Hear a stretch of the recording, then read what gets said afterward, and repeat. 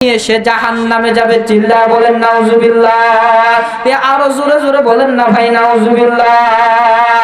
লিল্লাহে তাকবীর। তাহলে ওয়াজখানা বুঝে থাকলে বলেন তো, চারজন যদি একটা নারীর সাথে জাহান্নামে যায় তাহলে আপনি কি বাঁচতে পারবেন? জোরে বলেন পারবেন? আপনি ধরেলেন বিয়ে করেন নাই, আপনার স্ত্রী নাই, আপনার স্ত্রী যদি নাও থাকে তারপর আপনাকে জাহান্নামে যাওয়া লাগবে। এখন যদি বলেন কেমনে, আপনি তো কারো না কারো বড় ভাই, ঠিক? আপনি তো কারো না কারো বড় ভাই হিসাবে যে আপনাকে জাহান্নামে যাওয়া লাগবে। এখন মনে করেন আপনি বউকে পর্দা করাইছেন, নিজের বেটিকে পর্দা করান নাই, তাহলে বাপ হিসাবে জাহান্নামে যাওয়া লাগবে কি লাগবে না? তাহলে বড় ভাই হিসাবেও জাহান্নামে যাওয়া লাগলো, বাপ হিসাবেও জাহান্নামে যাওয়া লাগলো। এখন আপনার স্ত্রীকে কোন পর্দাশীল বানান নাই, এই স্ত্রী এখন জাহান্নামে যাবে, তাহলে স্বামী হিসাবে আপনাকে জাহান্নামে যাওয়া লাগলো কি লাগলো না? তাহলে যেই দিক দিয়ে আপনি পালানোর চেষ্টা করেন ঘুরে উল্টে কিন্তু আপনাকে জাহান্নামে যাওয়াই। তাহলে কোনো বুদ্ধি নাই নারীদেরকে পর্দা না করিয়া জান্নাতের ভেতরে যাওয়ার বুদ্ধি আছে? যতক্ষণ পর্যন্ত আমার স্ত্রীকে, আমার কন্যাকে, আমার বোনকে পর্দা করাইতে পারি নাই, যতই হজ করি, কপালে দাগ করে ফেলি, কখনো জান্নাতে যাওয়া যাবে? জোরে বলেন যাবে? তাহলে মুসলমান ভাইরা আমার, ওয়াজখানা বুঝে থাকলে বলেন তো, তিনটা পুরস্কারের ভেতরে 2 নাম্বার পুরস্কারের ভিতরে আল্লাহ তাআলা 2টি শর্ত আমাদেরকে লাগায়া দিলেন। 1 নাম্বার শর্ত হচ্ছে আপনার আমার স্ত্রীকে পর্দা করান লাগবে। এখন 2 নাম্বার শর্তটা বলে আমি শেষ করে দিব। 2 নাম্বার শর্ত, আপনার আমার নবী, বিশ্ব নবী মুহাম্মদ রাসূলুল্লাহ সাল্লাল্লাহু আলাইহি ওয়াসাল্লাম বলেন, যেই ব্যক্তির পেটের ভেতরে 1 টাকা হারাম ঢুকেছে ওই ব্যক্তি কখনো জান্নাতে প্রবেশ করবে লা ইয়াদখুলুল জান্নাতা জাসাদুন গুজিয়া বিল হারাম।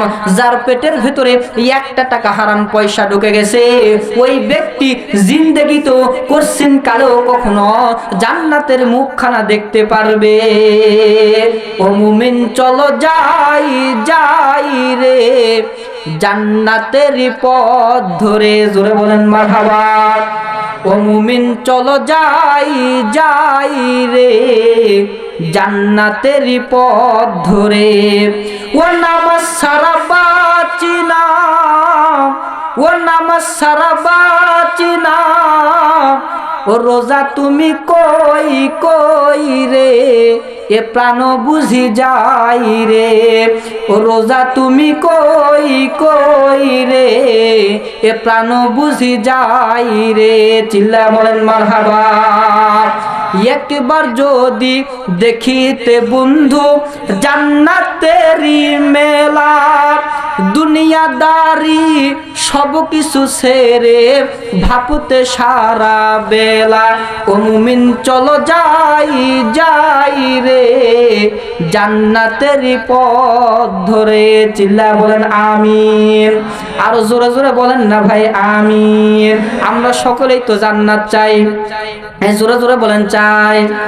সকলে আমরা জান্নাত চাই। তাহলে 2 নাম্বার শর্ত হচ্ছে, নবী আমার কয় পেটের ভেতরে কখনো হারাম টাকা রাখা যাবে না। এখন মাহফিলের চাঁদা চাইতে গেলে মাহফিলের চাঁদা দেওয়া চলবে না, কিন্তু গান বাজনার চাঁদা নেওয়ার জন্য গেলে সঙ্গে সঙ্গে পকেট থেকে 100 টাকা দেয়। এমন বেয়াক্কেল মার্কা মুসলমান বাংলার জমিনে আছে না নাই? জোরে জোরে বলেন না ভাই আছে না নাই? দোস্ত, ইসলামী কাজ করার জন্য আপনার কাছে টাকা নেওয়ার জন্য গেলে আপনার পকেট থেকে টাকা বাইর হয় না, কিন্তু গানের আরশের জন্য যদি আপনার কাছে টাকা চাওয়া হয় সঙ্গে সঙ্গে আপনি 200 টাকা বার করে দিলেন। ওয়াজখানা বুঝে থাকলে বলেন তো, আপনি ভালো কাজে টাকা দিলেন নাকি হারাম কাজে টাকা দিছেন? আমাদের এলাকায় তো এখন সব জায়গায় আমরা গানের আসর বানায় ফেলাইছি। বিয়ে বাড়ি হলেই 10টা 12টা বক্স আনে, প্রত্যেক দিন শুধু ঢাস ঢাস ঢাস করে বাজে। আপনাদের এলাকায় বাজে? এমন বাজানো শুরু করে দেয়, বাংলার জমিনে যদি আজান না হতো ভাই তাহলে ওই 24 ঘন্টা বক্স বাজাতো। ঠিক আমার মসজিদের সাইডে এমন বক্স বাজানো শুরু করছে, আমি নামাজের দাঁড়ে থাকে পাগলু পাগলু ডান্স আমার মনের ভিতরে বাজতেছে। আমি কি সূরা ফাতিহা কব, কি সূরার সাথে সূরা মিলাবো, ওর গান আসে আমার অন্তরে বাজতেছে। নামাজ শেষ হয়ে গেছে, এই নামাজটা শেষ কইরা সাথে সাথে মোটরসাইকেল নিয়ে আমি চলে গেছি। যায় দেখতেছি ভাই আর কোয়েন না, বুড়ি মহিলা মাজাত কাপড় বাঁধে ওই আমল লাসা শুরু করে দিছে। ওর আশেপাশে হুজুর আছে না খেজুর আছে, ওর টেরি পায় নাই। এরকম আছে? এ জোরে বলেন আছে? আমি এখন বলতেছি কি ও চাচি, আপনার বয়স বেশি হয়ে গেছে, এই বয়সে এরকম নাচানাচি করা লাগবে? নামাজের সময় কি আপনি দেখেন না? অন্তত তো নামাজের সময়টা বন্ধ করবেন। আপনি না মুসলমান? এখন বলতেছে হুজুর আমি বুঝতে পারি নাই, হুজুর কোন সময় নামাজ পড়ে এইটা তো আমি জানি না, এই জন্য আমি বাজানো শুরু করে দিছি। আমি এখন করছি আপনি জিন্দেগি তো জীবনে যে নামাজই পড়েন নাই। হুজুর বলেন ঠিক? মুসলমান ভাইরা আমার, আপনার আমার স্ত্রী বৃদ্ধ হয়ে গেছে, তারপরও বাজারে যায়, রাস্তাঘাটে যায়, ঠোঁটের ভেতরে লিপস্টিক কখনো সারে, জোরে জোরে বলেন সারে। 60 বছরের বহিরা নানি লিপস্টিক লাগায়, বলবো? জোরে বলেন বলবো? 60 বছরের বহিরা নানি লিপস্টিক লাগায়, শর্ট কামিজ পহিরা নানি রাস্তা দিয়া যায়, এসব দেখা বুইরা নানা করে হাই রে হাই। 60 বছরের বহিরা নানি লিপস্টিক লাগায়, চিল্লা বলেন ঠিক কিনা? নারী গন্ডে চলতে কইছে মা ফাতেমার মতো, এরা দেখি চলে এখন নায়িকাদের মতো। ঠিক? জোরে বলেন ঠিক?